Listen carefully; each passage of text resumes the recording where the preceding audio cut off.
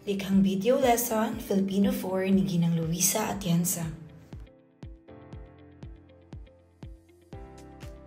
Talambuhay ni Heidelin Diaz. Ang kwento ni Heidelin Diaz, sinalaysay para sa mga bata.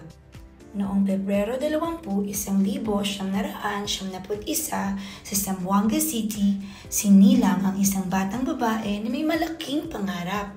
Siya ay si Heidelin Francisco Diaz, ang anak ni Eduardo Diaz at Emelita Francisco Diaz. Lumaki si Heidelin sa simpleng pamumuhay. Ang kanyang tatay ay isang mangingisda, habang ang kanyang nanay ay isang may bahay na masipag mag-alaga sa kanilang 6 na anak. Si Heidelin ang panglimang anak sa magkakapatid. Nag-aral siya sa Universidad de Zamboanga at nag-enroll sa De La Salle College of St. Benilde para sa kursong Business Administration bilang isang scholar. Bata pa lang si Heidelin, mahilig na siyang tumulong sa kanyang pamilya.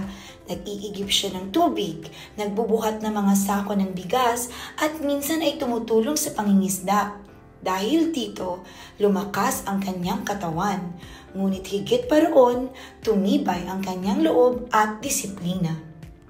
Ang unang inspirasyon at nagturo sa kanya ng weightlifting ay ang kanyang pinsan na si Allen Diaz. Sa una, mga lata at kahoy lang ang gamit niya dahil wala silang pambili ng barbell. Pero hindi iyon naging hadlang kay Heidelin. Masaya siyang nagsasanay araw-araw at naniniwalang darating ang panahon na magiging kampiyon din siya. Sa edad na 17, lumaban si Heidelin sa 2008 Beijing Olympics, ang pinakabatang kalahok sa weightlifting noon. Hindi man siya nanalo, nagpatuloy pa rin siya. Taong 2012 sa London Olympics, nabigo pa rin magwagi si Heidelin, ngunit hindi pa rin siya sumuko. Sa 2016 Rio Olympics, nagwagi siya ng silver medal at tuluyan niyang pinatunayan ang galing ng mga Pilipino.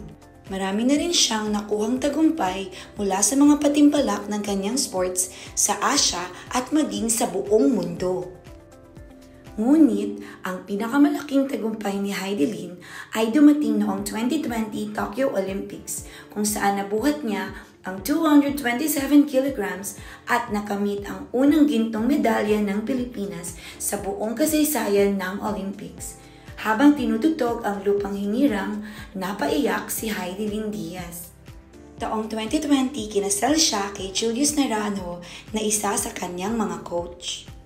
Taong 2023, tinatag niya ang isang weightlifting academy para sa mga kabataan sa Zamboanga para turuan sila ng tamang training at buksan ang oportunidad na mapabilang sa sports.